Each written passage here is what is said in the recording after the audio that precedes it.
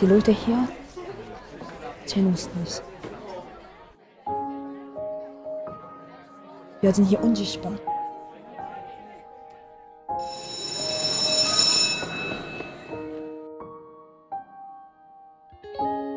Ich bin aus der Wohnung geschmissen.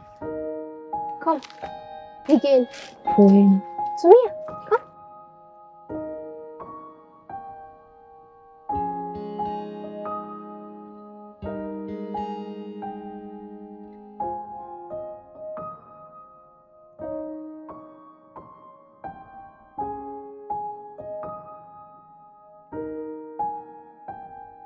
Jeder braucht Hilfe. Und du brauchst es jetzt auch.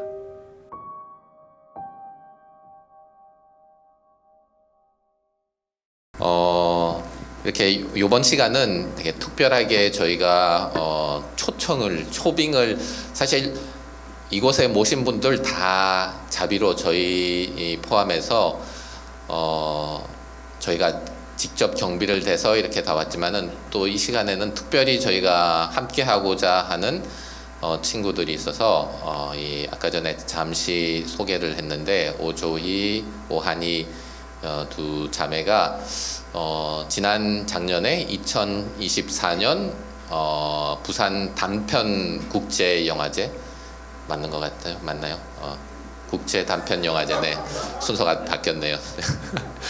네 거기서 여러분 찾아보시면은 뭐 언론에도 인터뷰 나오고 했었는데 저희가 특별히 또 두 자매는 베트남에서 자란 MK인데 거기서 교육을 다 받지 못한 상황이 돼서 설명해 줄 텐데 독일에 가서 겪은 그것을 영화에 담았어요. 이거는 이상훈 선교사님이 저한테 이제 꼭 말해야 된다고 해서 전하는데 글이 잘 만든 영화는 아니지만 그건 왜 붙여야 되는지 모르겠지만 그건 다 객관적인 영화는 관객에만데 그 관객들이 사실 이 영화를 관객상으로 투표해서 받은 거여서 되게 의미 있는 되게 또 뜻깊은 어떻게 보면 관객상을 받는 게 관객이 좋아야지 뭐 그 평론가든 뭐 누가 좋다고 하는 게 그게 최고의 영화는 아니잖아. 그래서 그 관객상을 받았는데 잠시 영화 상영하기 전에 두 자매의 이야기를 또 어떻게 베트남에서 MK로서 자라고 그쪽으로 갔는지 그 영화에 담은 의미가 무엇인지 잠깐 들어보도록 하겠습니다. 조이하고 한이 와서 네 조이하고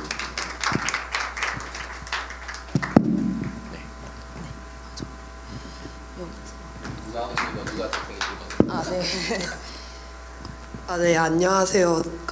오조희라고 하고요. 제가 언니입니다. 네, 안녕하세요. 저는 오한희라고 하고 제가 동생입니다. 네, 설명해 주신 것처럼 같은 하늘 아래서라는 영화에서 연출과 각본을 맡았고요. 또 그 영화가 제 학사 졸업 영화이자 첫 영화였어서 이렇게 영화제에 따로 초청되거나 그런 걸 막 바라고 만든 게 아니었는데 정말 감사하게도 그런 기회가 있게 돼서 네, 이런 기회도 가지게 되었습니다. 네, 저는 말씀해 주셨다시피 베트남 MK고요. 근데 부모님이 처음부터 선교사님이셨던 게 아니라 평신도로 살아가시다가 네, 제가 10살 때 선교사님이 되겠다는 비전을 가지게 되셔서 그래서 저는 엄청 다른 MK들 분들과 달리 되게 늦은 나이에 베트남으로 가게 됐고요. 그래서 베트남에서 홈스쿨을 하다가 대학 진학을 고민하던 중에 이상호 목사님과 그때 유럽 코스타를 함께 가게 되었는데 그때 또 기회가 잘 돼서 독일로 오게 되었습니다. 근데 나이가 너무 애매했어서 또 우연찮게 대학을 먼저 간 게 아니라 고등학교를 진학하게 됐고 그래서 예술대학에 다니고 학사 졸업하고 지금은 석사를 계속 하고 있어요.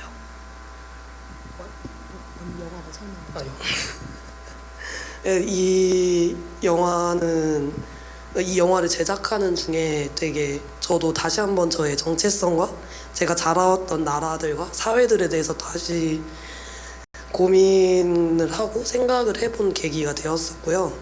또 그래서 이 영화는 디아스포라들의 연대와 소셜 인터그레이션 그리고 문화 이해에 대한 이야기라고 생각해 주시면 될 것 같아요.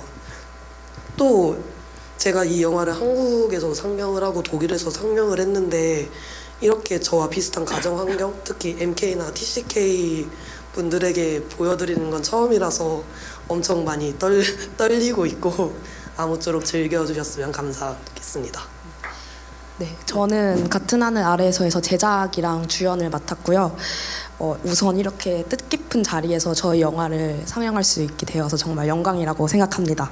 네, 저희가 영화를 만들기 시작했을 때 사람들에게 위로랑 공감을 전하고 싶다고 생각을 했었고, 그리고 하나님의 사랑을 실천할 수 있는 도구가 되었으면 좋겠다고 생각을 했습니다. 그게 쉽지는 않았고 쉽지 않을 거지만 앞으로도 그런 영화와 미디어를 만들고자 합니다. 네, 저희 영화에 대해서 짧게 설명하자면 저희가 직접 겪었던 경험을 토대로 만든 영화고요. 저희 영화가 감사하게도 부산국제단편영화제 관객상과 독일 함부르크, 헝가리, 체코 그리고 미국에서 심사위원 특별 언급, 어너러블 멘션이랑 그리고 상영을 하게 되었습니다. 네, 그래서 여러분들도 공감과 위로를 받을 수 있는 영화가 되길 바랍니다. 그러면 재밌게 관람해 주세요. 감사합니다.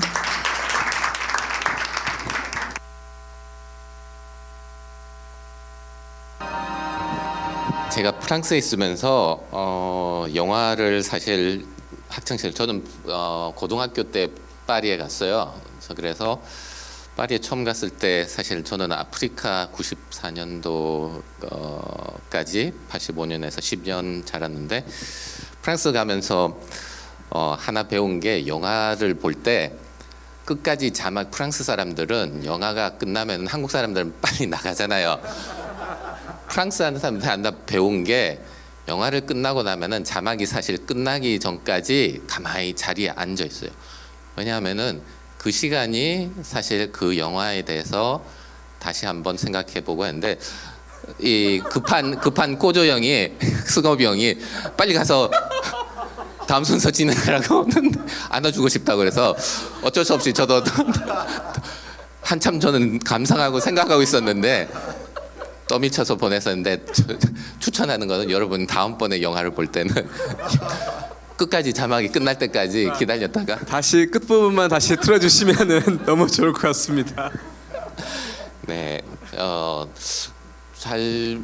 엄청 잘 만들었는데 여기서 옆에서 계속 이거 되게 잘했다 하면서 코멘트를 계속 하고 있는데 예, 역설적으로 말씀하셨다 그랬는데 정말 여러 상을 받을 만한 그리고 또 여러 질문을 던졌는데 한 가지 그러면 어떤 질문을 가장 던지고 싶었는지 그건 뭐 각자의 사실은 영화를 만들고 나서는 그러긴 한데 뭐 그런 게 혹시나 있었는지 아니면 우리한테 그거를 그대로 남겨주고 싶은지 한 얘기를 해주세요.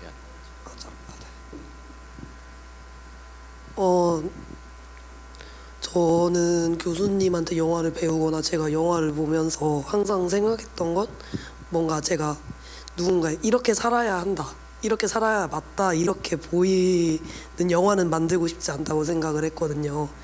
그러니까 이 영화를 보고 누군가 이런 삶도 있구나, 이렇게 살아가는 사람도 있구나라는 걸 처음 보여주기만 한다면 그게 영화가 할 수 있는 좋은 방향이라고 생각을 해서 막 엄청난 메시지를 담은 이야기는 아니었고 완전 그냥 독일에서 처음 그 홀로서기를 시작했을 때 제가 느꼈던 감정이나 그 당시 있었던 상황을 그린 영화였고요.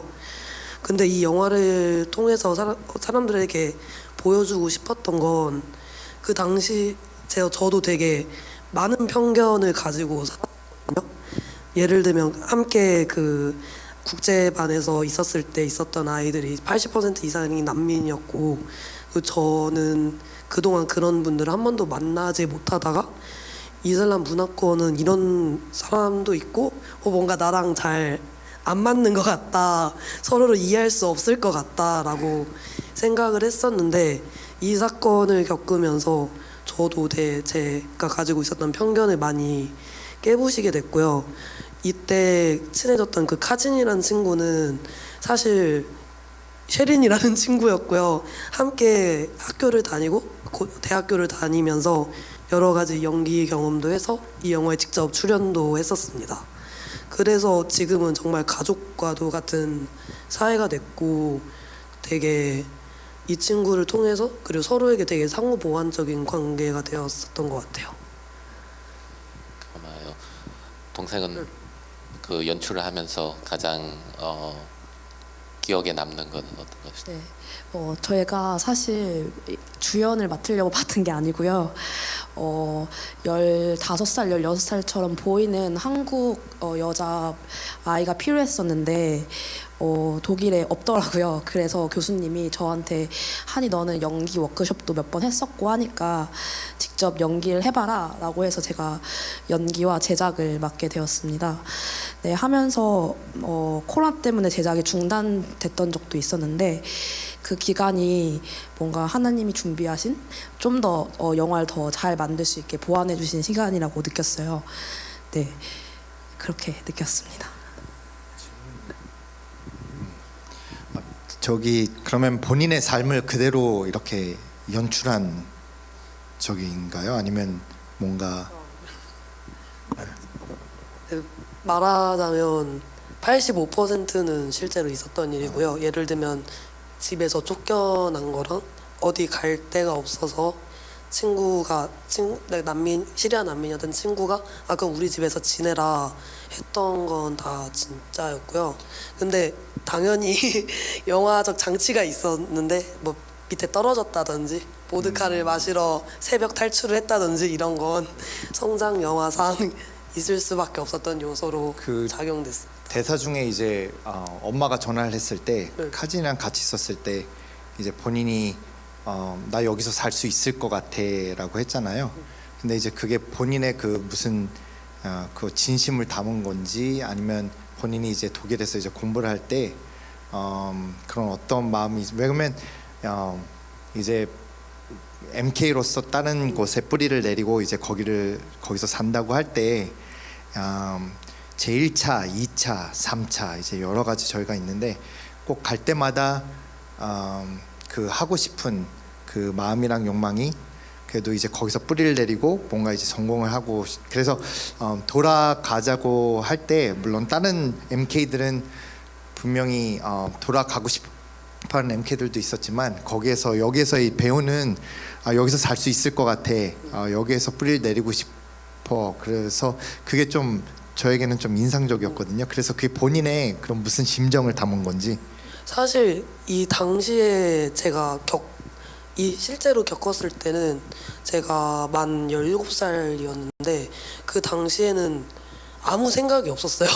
이게 집에서 쫓겨난다는 게 엄청 막 위험한 일인지도 몰랐고 제가 겪고 있는 게 뭔가 다른 사람들은 뭔가 겪지 않는 그런 특별한 상황인 건도 모르고 있다가 그렇게 산 거였는데 사실 이 각본을 쓰고 영화를 제작하면서 뭔가 이제는 살 수 있을 것 같다라고 생각이 들었고 그게 영화에서는 2주간의 시간이었지만 실제로는 한 7년 정도 걸렸었던 것 같아요. 그래서 지금도 아직까지도 독일에서 살고 있네요.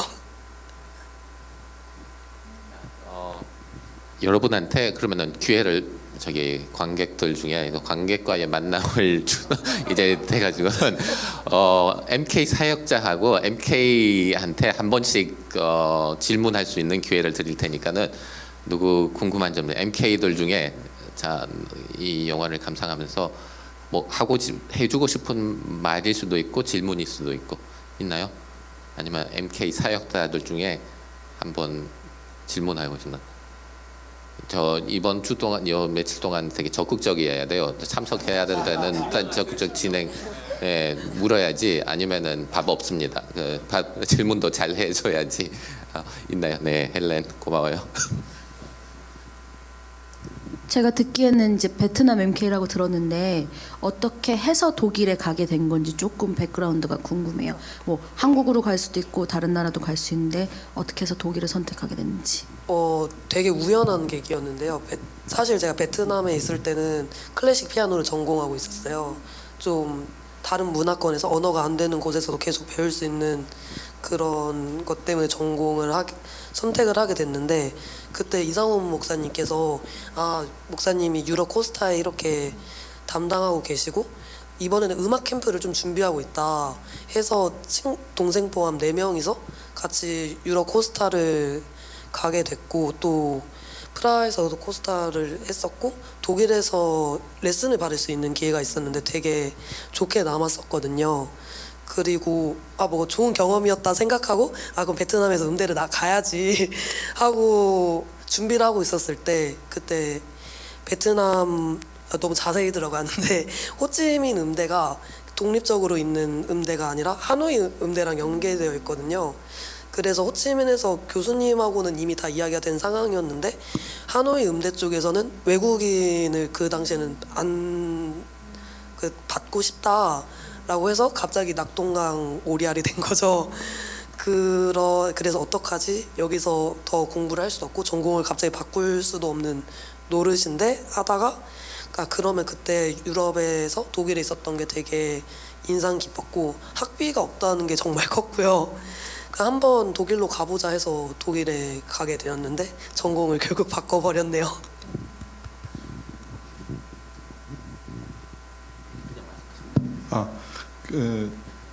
집에서 쫓겨나서 벤치에서 잘 때 하나님에 대해서 혹시 무슨 생각을 할 수 있었는지. 사실 벤치에서 잔 것도 극중 장치였습니다. 진짜 벤치에서 하룻밤을 새지 않았고, 그 당시에 저랑 동생은 집에서 쫓겨나고 어디로 가야 될지 몰라서 그냥 쇼핑몰에서 가만히 앉아 있었어요.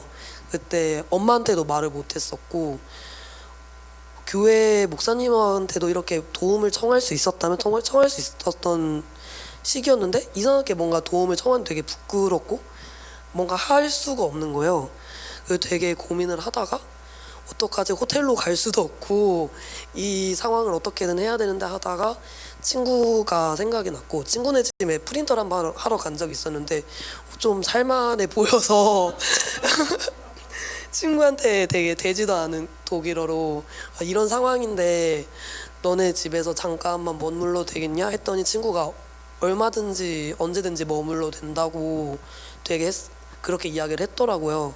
그래서 친구가 그냥 착한 줄 알았는데 나중에 뭐 더 친구가 친해지고 해보니 사실 그 쿠르드족 문화 중에 하나가 되게 게스트를 언제든지 받는다는 문화가 있었고, 또 친구와 저희랑 친해지고 싶어서 저희를 받았다라고 했었습니다.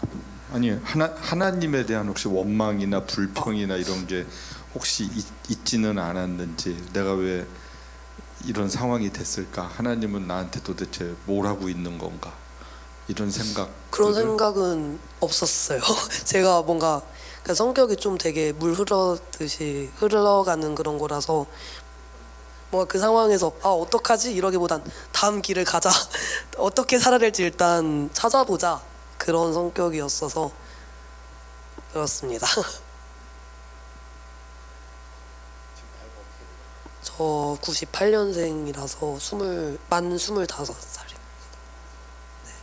저는 99년생이라서 만 24살입니다. 영화를 끝나고 나오는데 언니는 오히려 담담한데 그 동생이 상당히 감정적으로 그런 모습을 보면서 어떤 또 나눌 마음이 되게 있을 것 같다는 생각이 들어요. 네. 그 이 이야기가 선한 사마리아인의 이야기를 토대로 했었잖아요. 그래서 저희가 영화를 만들 때 많이 고민을 했었어요. 무슬림 친구들을 여기서 선한 사마리아인이라고 칭하는 건데 뭔가 기독교적으로 이게 좀 안 좋게 보일 수도 있지 않았을까라고 좀 고민했었는데 근데 진짜 그 하나님의 사랑이라면 괜찮지 않을까라고 생각해서 그렇게 만들게 됐다는. 맨 끝에 저는 울컥한 그 부분이 엄마가 이제 와서 내가 왔으니까 괜찮다. 네, 그 거기서 이제 한국 사람으로는 마인드가 내가 보드카를 먹이고 그래서 그 혼날 거를 먼저 생각을 하는데 그 부분에 대해서 전혀 언급하지도 않고 그냥 사랑해주는 엄마의 모습에서 저는 그 예수님의 사랑을 느꼈거든요. 그래서 너무 고맙습니다. 다른 질문 없으시죠?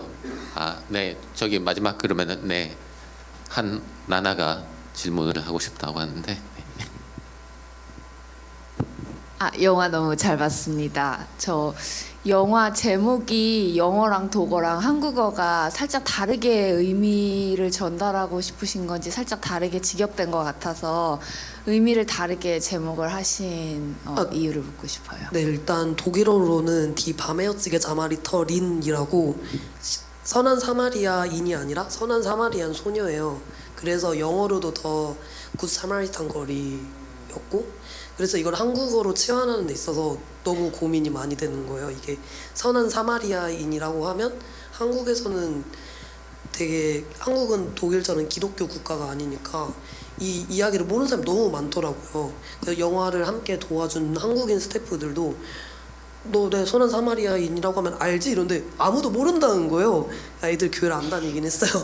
그래서 이걸 어떻게 모를 수가 있지? 이러고 고민을 했었고 또 두 번째로는 이게 선한 사마리아 소녀니까 뭔가 사람들이 생각했을 때 그럼 사마리안에 포커스가 맞춰서 쿠르드족이 포커스가 안 된다는 생각을 했었던 것 같아요.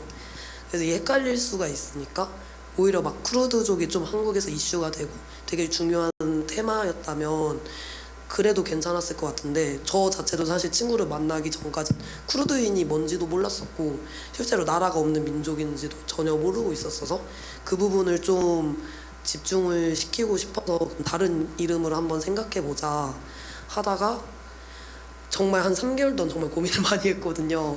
이상한 이름들 정말 많았고 그래서 대사 중에서 가장 제가 중요하다고 생각한 대사를 넣어서 같은 하늘 아래서로 되었습니다.